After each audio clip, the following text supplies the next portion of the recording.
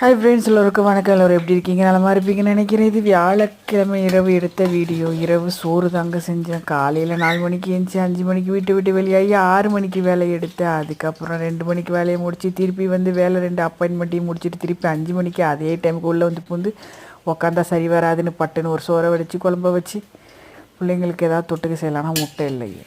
முட்டை இல்லைன்னா பரவாயில்ல, இது இருக்கேன்னு சொல்லிவிட்டு இது என்னென்னா ஃப்ரெஞ்ச் ஸ்டைலில் நல்லாயிருக்குங்க. சிக்கன் தான், சிக்கன் ஸ்டைலில் சூப்பராக கேஎஃப்சி சிக்கன் ஸ்டைலில் இருந்துச்சா.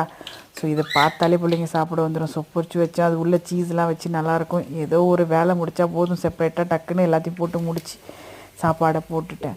கொஞ்சமாவது மனசாட்சியோட செயல்படுங்க. இவ்வளோ டயர்லையும் இவ்வளோ வேலைக்கு போய் உங்களுக்கு வீடியோ போட்டு உட்காந்துருக்கேன். அவங்கவுங்களும் தள்ளி விட்டு போகிறீங்களே, இது நியாயமாக இருக்குதா? ஏதாவது சப்ஸ்கிரைப் பண்ணுங்கள், லைக் பண்ணுங்கன்னு கேட்குறேன். நான் வீடியோ பார்த்தா போதாது, பண்ணுங்களா அதையாவது.